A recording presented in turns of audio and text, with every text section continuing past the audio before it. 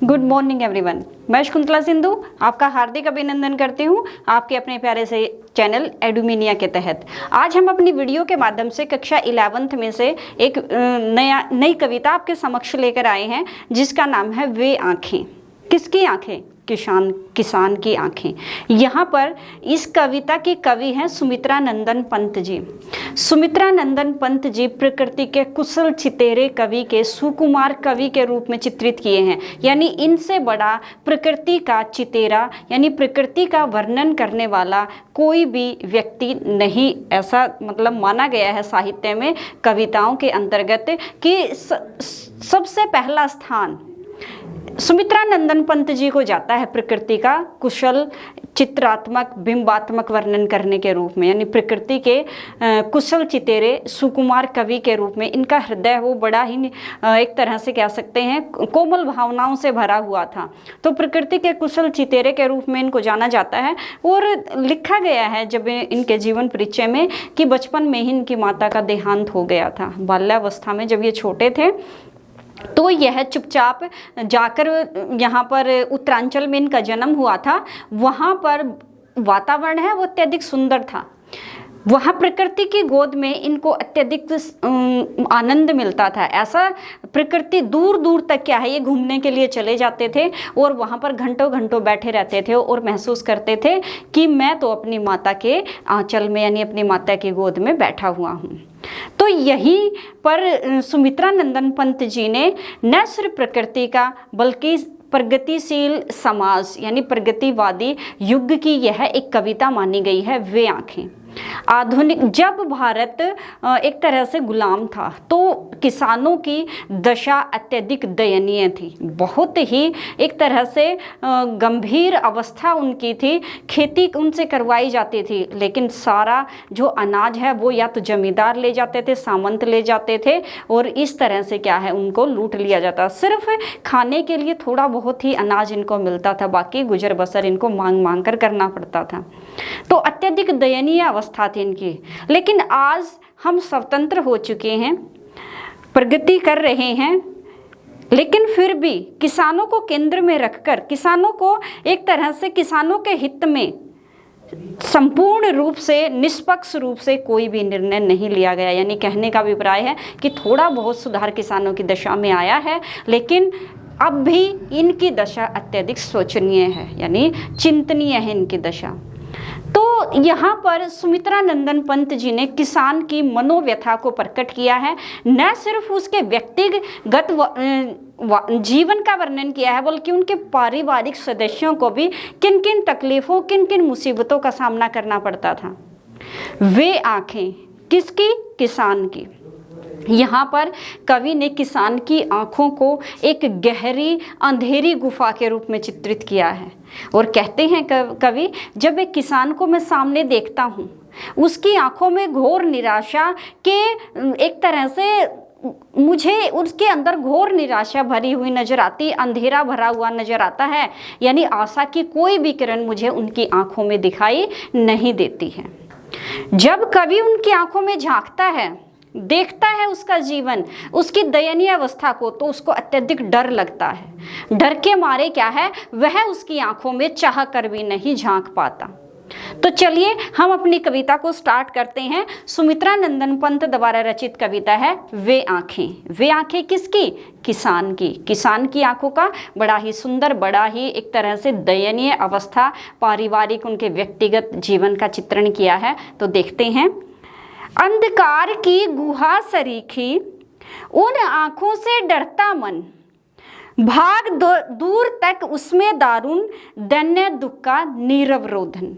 प्रसंग लिखेंगे कि प्रस्तुत काव्यांश हमारी हिंदी के पाठ्य पुस्तक आरोह भाग 1 के अंतर्गत वे आँखें कविता से अवतरित है। प्रस्तुत कविता के रचयिता प्रकृति के सुकुमार कवि सुमित्रा नंदन पंत हैं और यहाँ पर सुमित्रा नंदन पंत जी ने किसान की दयनीय अवस्था, चिंतनीय अवस्था, सोचनीय अवस्था का चित्रण किया है। और क्या कहते हैं, अंधकार की गुहा सरीखी, जब मैंने एक किसान की आंखों में झांक कर देखा तो उसकी आंखें मुझे अंधेरी गुफाओं के समान लगी, यानी घोर निराशा, गहरा अंधकार उनकी आंखों में भरा हुआ था। जिस प्रकार से एक अंधेरी गुफा में हमें रास्ता नजर नहीं आता, ठीक उसी प्रकार से किसान की आंखें थी, वह गहरे अंधकार से भरी हुई थी।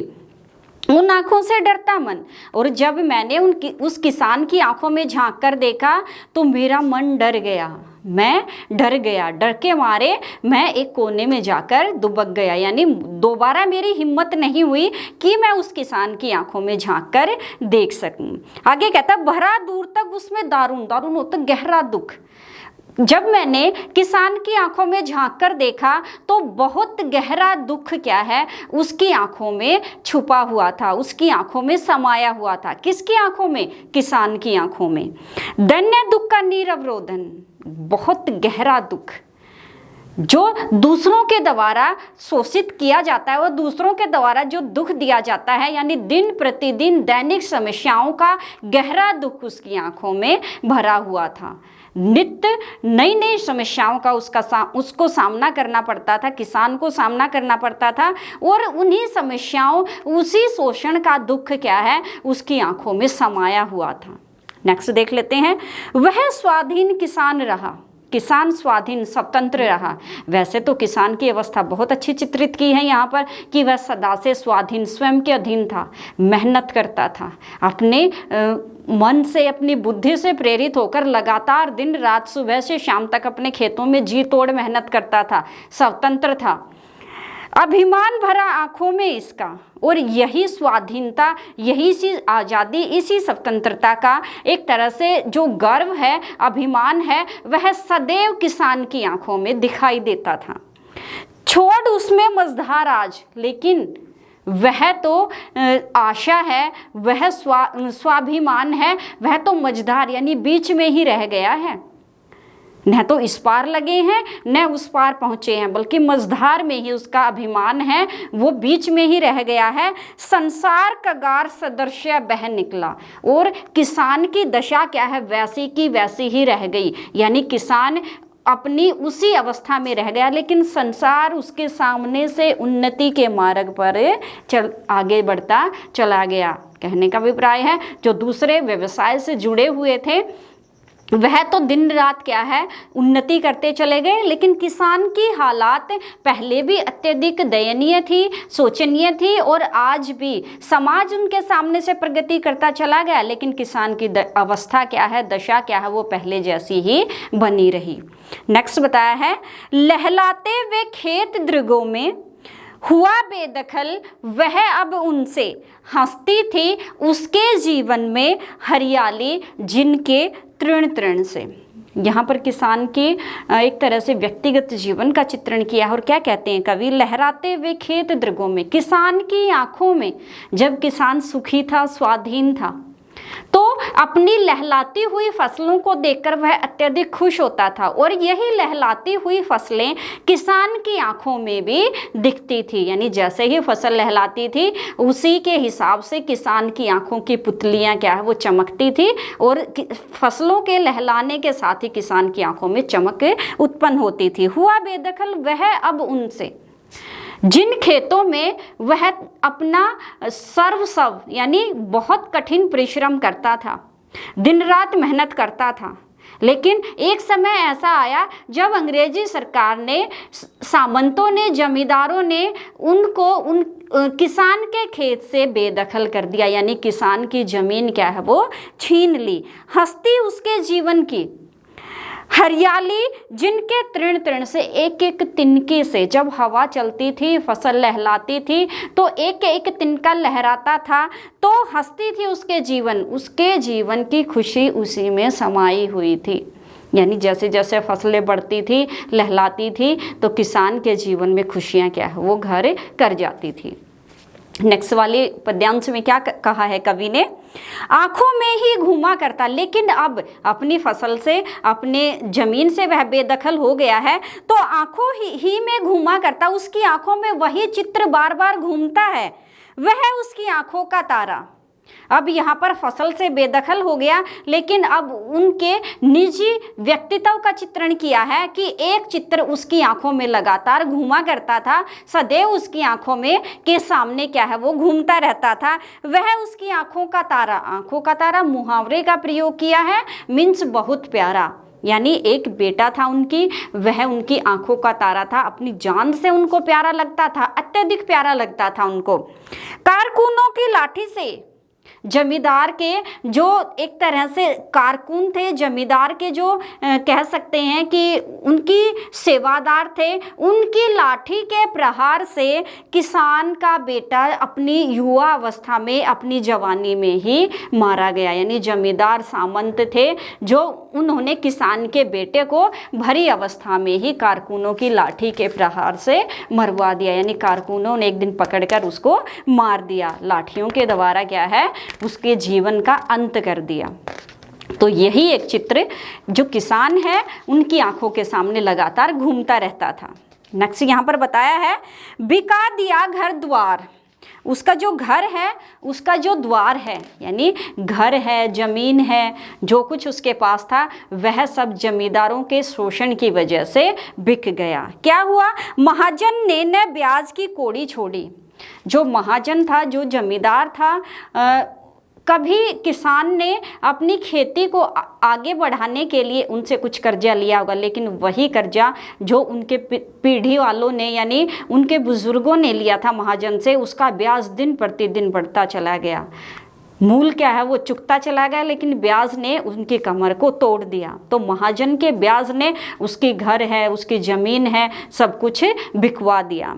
रह रहे आंखों में चुभती, बार बार उसकी आंखों में चुभती थी कौन, कुर्क, एक तरह से जब्त की गई बरघों की जोड़ी, बरघ होता है बैलों की, एक स्वस्थ, एक बहुत ही मेहनती बैलों की जोड़ी उनके पास थी, जो दिन रात उनके खेत में मेहनत करते थे। तो वही बैलों की जोड़ी भी किसानों ने जब्त कर ली, यानी किसानों ने उसको अपने अधीन कर लिया, किसान से छीन ली वही बैलों की जोड़ी। नेक्स्ट है, उजरी उसके सिवा किसे अब पास दुहाने आने देती, यह आंखों में नाचा करती उजड़ गई जो सुख की खेती। अब उनकी एक गाय का जिक्र यहाँ पर हुआ, किसान की उजरी, उसका नाम उजरी था। सिर्फ उजरी जो किसान था उन्हीं को दूध निकालने देती थी अपना, यानी पास सिर्फ किसान ही फटक सकता था, वही उसका दूध निकाल सकता था। लेकिन क्या किया, जमींदारों ने वह गाय भी उनसे छीन ली। गाय एक दिन आए उनके द्वार पर और चुपचाप से गाय को खोलकर अपने साथ ले गए। तो किसान अपनी गाय उजरी को याद करता हुआ कहता है, पास दुहान सिर्फ मेरे से ही वो अपना दूध निकलवाती थी, यह आंखों में नाचा करती उजड़ गई जो सुख की खेती।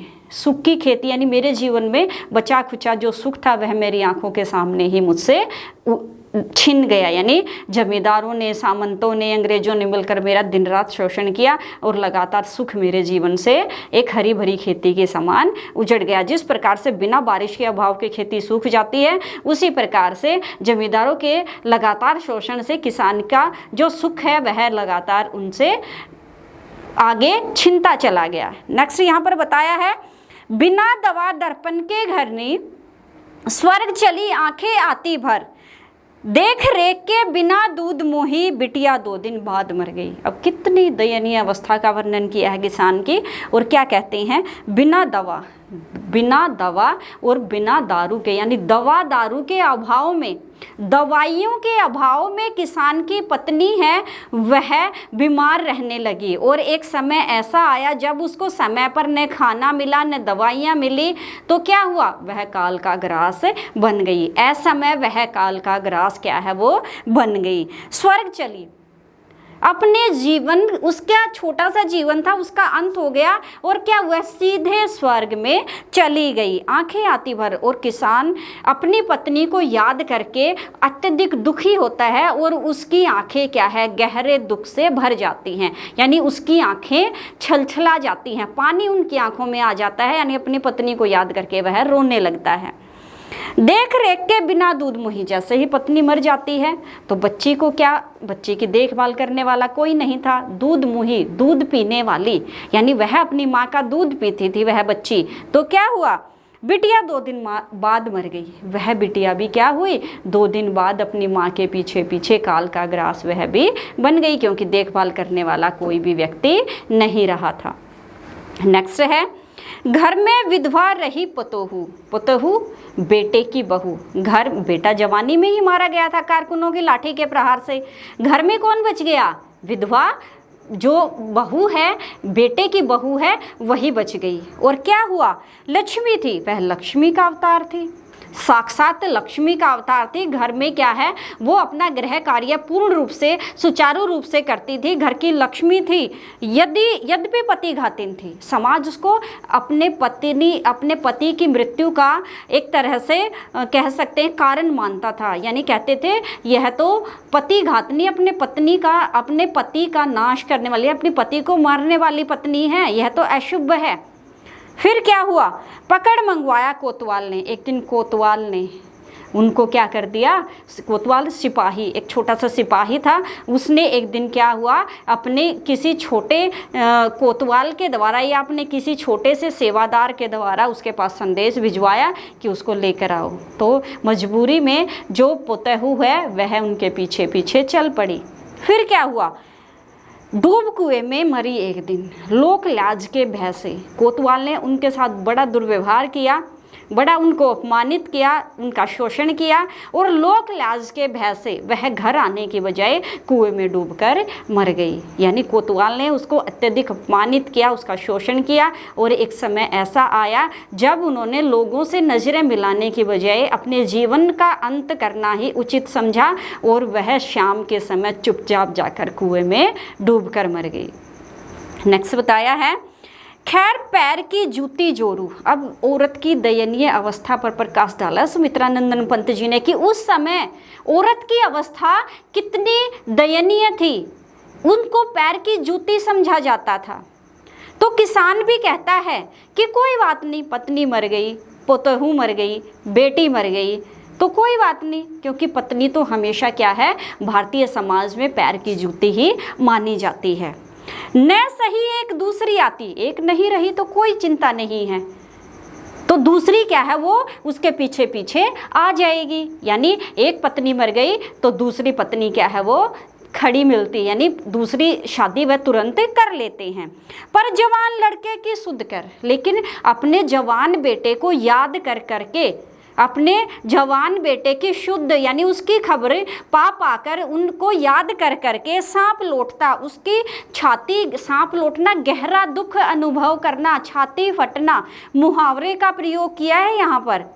उसकी छाती पर सांप लौटते, यानी उसकी छाती दुख के मारे फटने लगती, फटती छाती, और अत्यधिक दुख, असहनीय पीड़ा उसको बर्दाश्त करनी पड़ती। किसको याद करके, अपने जवान बेटे को याद कर करके क्या हुआ, उसकी छाती क्या है, वो फटने वाली हो जाती थी।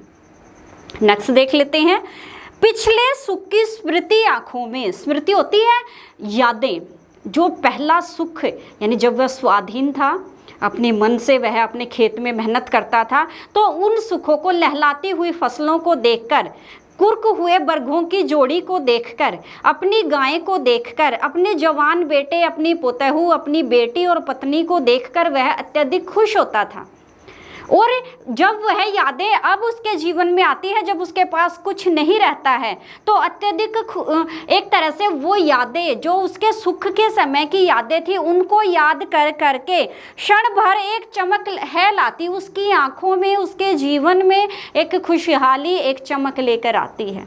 जब किसान खुश था, खुशहाल जीवन था, तो उन खुशी के क्षणों को याद कर करके किसान का जीवन क्या है, वो 1 मिनट के लिए, 1 क्षण के लिए चमक उठता है। यानी उसके चेहरे पर एक तरह से मुस्कुराहट आ जाती है। तुरंत सुनने में गढ़ वह चितवन, लेकिन जल्दी ही वह स्मृति उसको अत्यधिक दुख देती थी। वह आंखें जो चमक पड़ती थी सुखों के कारण, जल्दी ही बिल्कुल शून्य यानी गहरे दुख में डूब जाता था। तीखी नोक सदृश बन जाता और एक तीखी नोक के समान, एक गहरे घाव के समान उसके जीवन में छा जाता। एक छाती में क्या है, ऐसा लगता था जैसे उसके शरीर में कोई गहरा घाव है जो लगातार नासूर बनकर बह रहा है। तो किसान की दयनीय अवस्था का, चिंतनीय अवस्था का यहाँ पर सुमित्रा नंदन पंत जी ने अत्यधिक एक तरह से कह सकते हैं कि करुणामयी, दयनीयमयी, अत्यधिक गरीबी की अवस्था का चित्रण यहाँ पर आपके सामने व्यक्त किया है। किसकी? किसान की।